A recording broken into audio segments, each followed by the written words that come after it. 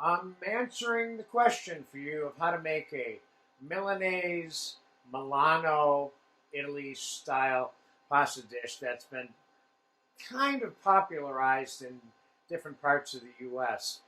This is a really tasty, fast dish to make. There's no time elapsing on any of this. We're going to make the dish in one take here right now, okay? We're going to start out by telling you what the ingredients are. Fresh chopped sage. We're going to use Pappardelle noodles, which are ribbon, wide egg noodles, if you will, or pasta noodles made out of semolina. Doesn't matter what they're made out of. It's the shape that makes them Pappardelle. And these have been blanched in chicken stock, which is an option for you, and I think you should keep that in your repertoire, especially if you're making a pasta dish that you don't care whether or not it has any meat in it. It does add flavor to the pasta and to the dish in total, okay? So fresh sage, the Pappardelle noodles, which we're going to warm up in chicken stock also, our home-dried roasted tomatoes, which we have a lesson for in this class. We're going to chop these. The roasted pureed garlic, which we have a lesson for also in this class, and cream and Parmesan cheese and a little bit of olive oil. And maybe we can garnish it with some other tomato or something like that.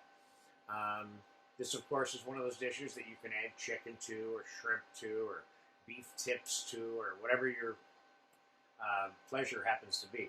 We're going to start out by putting some cream into a hot pan. I got about a cup and a half of cream there.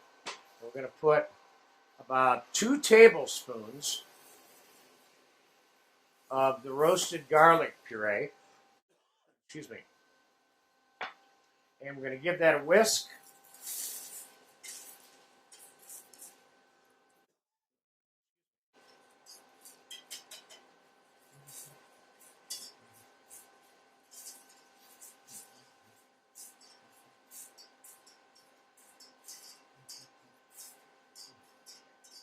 I'm going to put a splash of chicken stock in here. Cream reduced fast because the pan was nice and hot. I'm going to put a couple tablespoons of fresh chopped sage.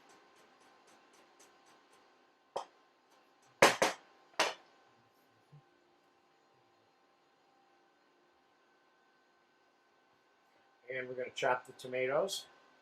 I have some partially chopped already.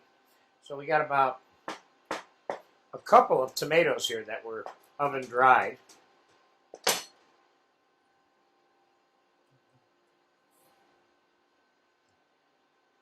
This is a nice, simple, easy dish to make.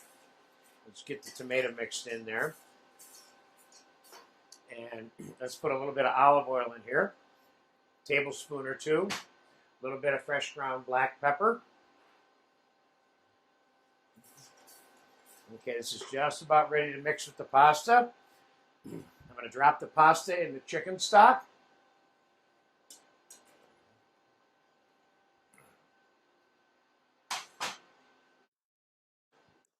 Excuse me. Okay, I'm going to shut this off and bring it over here for you to look at. It is certainly reduced enough. And one of the things that I can't stress enough to you is that whenever you're using cream or a lot of cheese, the pasta sauce and the pasta mixed together can have a tendency to be pasty. So you want to keep in mind that you can add water, chicken stock, whatever you need to make it a little bit slippery, which I think is preferred by most people.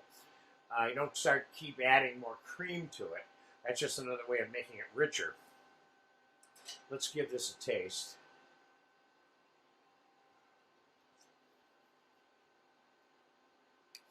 This dish is good right away, too, which is what I love about it. I say we need a little bit more chicken stock in there.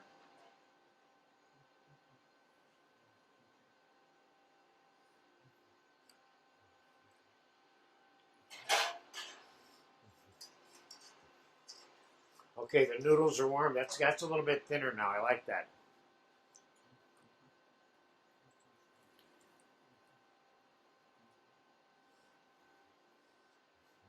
So you see, making this dish, as long as you have some of your stuff ready, you can make this for your guests rather quickly. Whatever length of time this video is, which is probably like 3 or 4 minutes here, I think, you know.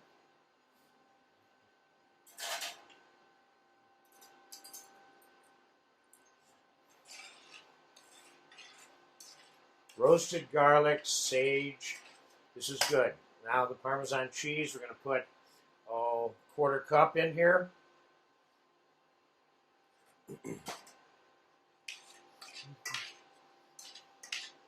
This is a very simple dish.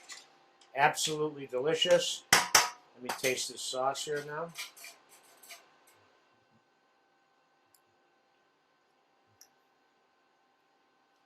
This is good. I'm going to put a little bit of salt in this.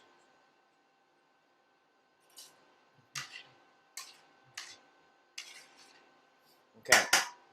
Now, let's put this one on a plate. Just for fun, so you can get a closer look at it. The pasta bowls have a tendency to hide the sides of what this looks like. Nice dish.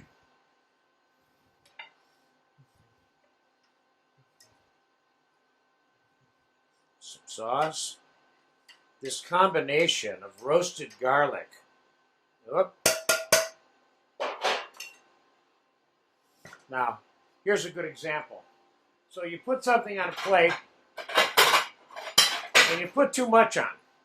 So take yourself another plate and just replate the item quickly. You want to get this in the center of the plate. Most people would probably serve this in a bowl, but I wanted to serve it on a plate on purpose, just so you can get a different look at it.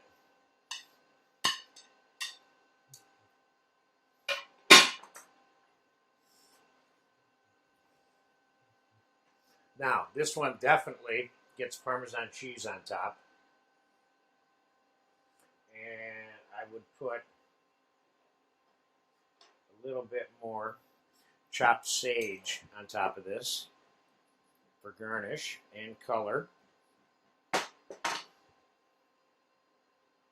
Now I have some commercial oven-dried tomatoes here also, and these might be the right thing to add a little bit of color, or if you have more of your roasted chopped tomato.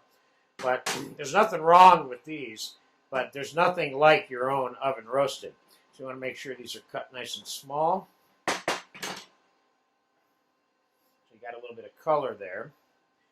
And again, some fresh cheese always helps. It tastes good, looks good.